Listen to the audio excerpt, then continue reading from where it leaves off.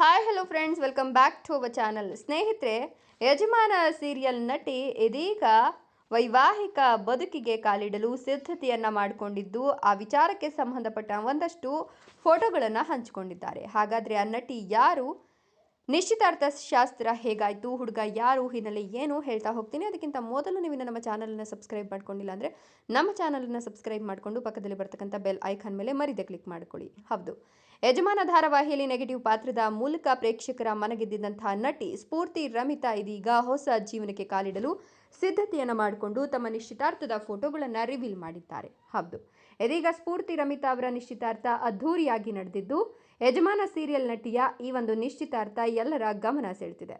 ಇವರು ಕೇವಲ ಸೀರಿಯಲ್ ನಟಿ ಮಾತ್ರ ಅಲ್ಲ, ತಮ್ಮದೇ ಯೂಟ್ಯೂಬ್ ಚಾನಲ್ ಅನ್ನು ಹೊಂದಿದ್ದು ವ್ಲಾಗ್ಗಳನ್ನು ಕೂಡ ಮಾಡ್ತಾರೆ.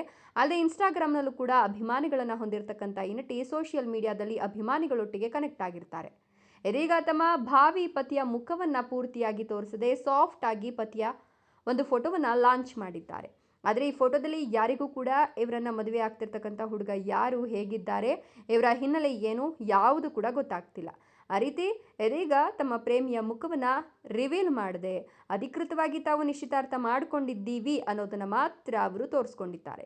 ಯೂಟ್ಯೂಬ್ ಬ್ಲಾಗ್ ಹಾಗೂ ಇನ್ಸ್ಟಾಗ್ರಾಮ್ನಲ್ಲಿ ಸಖತ್ ಆಕ್ಟಿವ್ ಆಗಿರ್ತಕ್ಕಂಥ ಸ್ಫೂರ್ತಿಯವರು ಹೊಸ ಜೀವನಕ್ಕೆ ಕಾಲಿಡಲು ಸಿದ್ಧತೆಯನ್ನು ಮಾಡಿಕೊಂಡಿದ್ದು, ಇದೀಗ ಎಂಗೇಜ್ಮೆಂಟನ್ನು ಮಾಡಿಕೊಂಡಿದ್ದು, ಆದರೆ ಪತಿಯ ಮುಖವನ್ನು ಅಂದರೆ ಭಾವಿ ಪತಿಯ ಮುಖವನ್ನು ರಿವೀಲ್ ಮಾಡಿಲ್ಲ. ನಿಮಗೂ ಕೂಡ ಈ ನಟಿ ಇಷ್ಟನಾ?